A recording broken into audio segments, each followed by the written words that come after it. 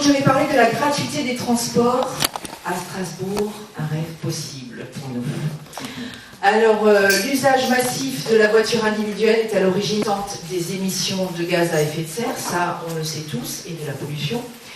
Mais c'est aussi une source d'inégalité sociale qui impacte fortement les foyers les plus modestes.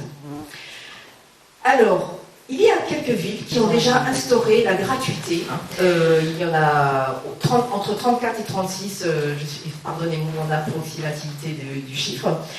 Entre autres, la toute dernière en date, vous la connaissez toutes, c'est Montpellier, qui est une grande ville et qui a instauré la gratuité. Il y a aussi Dunkerque depuis longtemps, Compiègne depuis 1975.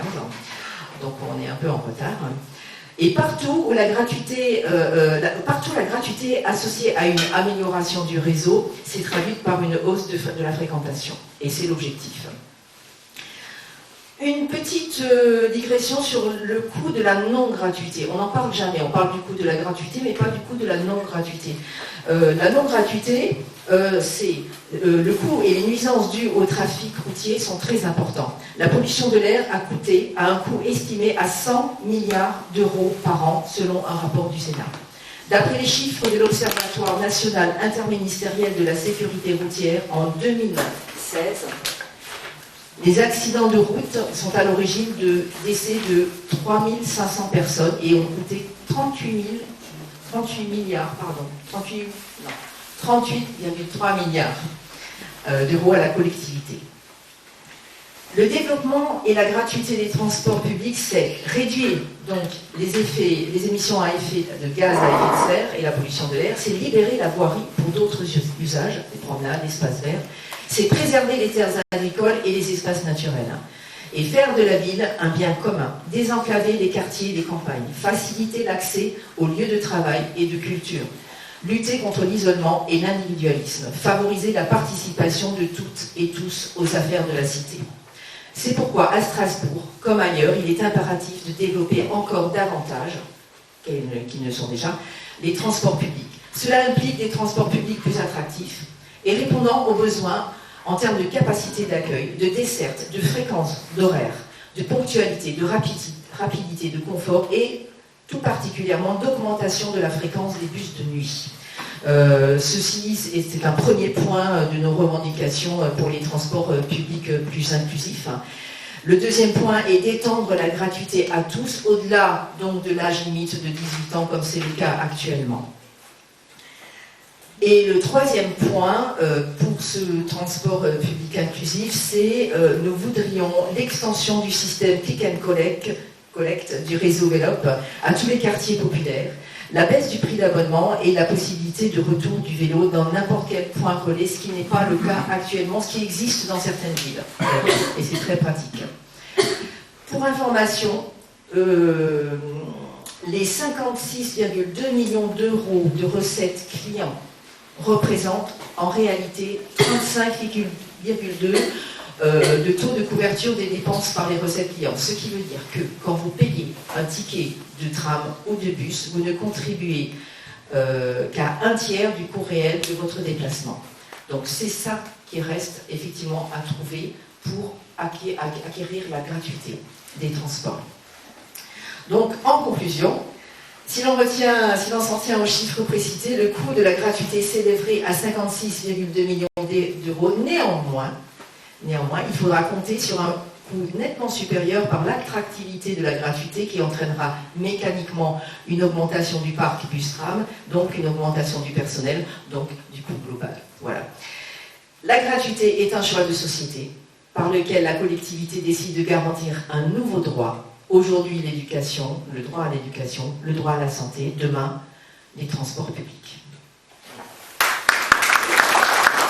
Nous avons déterminé que nous voulons être une ville de solidarité.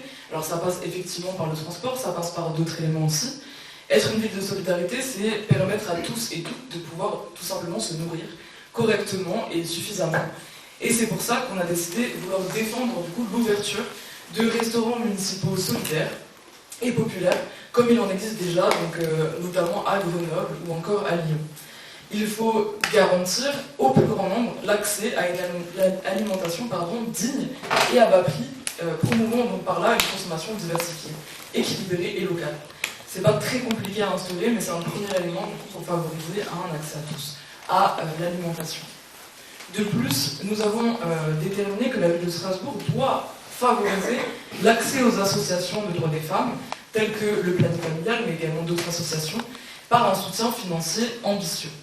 Nous souhaitons donc promulguer des subventions à la hauteur réelle des besoins, mais surtout, nous voulons insister du coup sur quelque chose qui est extrêmement négligé par rapport au réseau associatif, notamment par rapport aux droits des femmes, c'est sur la nécessité donc d'un maillage territorial égalitaire des espaces associatifs. Nous voulons garantir des locaux et relais donc dans l'ensemble des quartiers populaires et non pas seulement au centre-ville par exemple. Être une ville des solidarités, c'est aussi être une ville aux côtés des peuples qui luttent, et c'est pour ça qu'il nous semble essentiel du coup d'en finir avec une étiquette de capitale des droits de l'homme à géométrie seulement variable. La municipalité doit se tenir fermement aux côtés de tous les peuples qui luttent contre le colonialisme, et elle doit donc urgemment mettre fin au jumelage avec la ville israélienne donc de Ramat Gan, ainsi que exiger la libération du prisonnier politique Anna Christiantin. Enfin, pour terminer, nous avons évoqué une problématique qui est centrale dans notre quotidien, c'est la crise du logement, donc c'est-à-dire des logements trop chers, inaccessibles, insalubres, non décents, et nous pensons qu'il faut un plan d'urgence sociale pour les logements, des mesures radicales, ambitieuses, d'urgence pour tout le monde. Nous pensons que pour que Strasbourg cesse d'être aux mains des marchands de sommeil, il est par exemple urgent d'encadrer strictement le réseau Airbnb. On sait qu'il y a des multipropriétaires qui s'enrichissent sur la pénurie de logements. Nous pensons qu'il faut interdire la construction de logements du parc privé à la place de logements du parc social, parce que les logements du privé, le loyer des logements du privé sont bien plus chers, et il est hors de question aujourd'hui, vu la situation, de se priver de logements sociaux à loyer bas.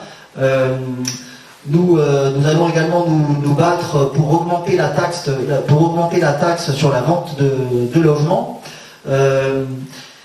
Nous nous battons également pour le plafonnement des loyers. On sait que le plafonnement des loyers, ça a déjà été mis en place dans plusieurs villes en France, et que la municipalité actuelle à Strasbourg se refuse complètement d'expérimenter cet encadrement des loyers. Mais on veut aussi aller plus loin que ça.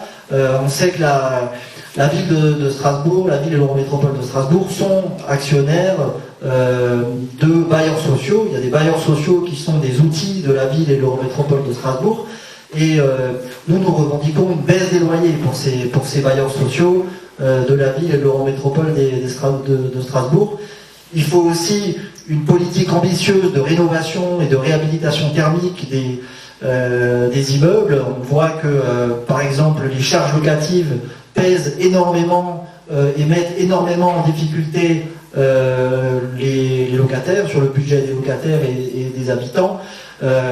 Et on défend également la réintégration de concierges dans les immeubles collectifs. C'est absolument nécessaire pour avoir des immeubles de qualité, ne pas avoir un entretien, pas d'entretien par le bailleur des immeubles.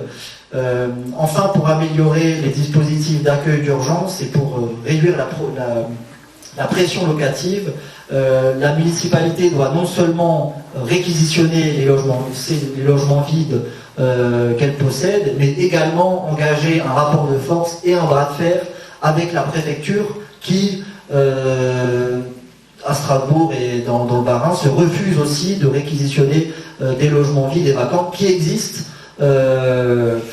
On a vu par exemple l'immeuble au-dessus des Halles, un énorme immeuble au-dessus des Halles, complètement vide.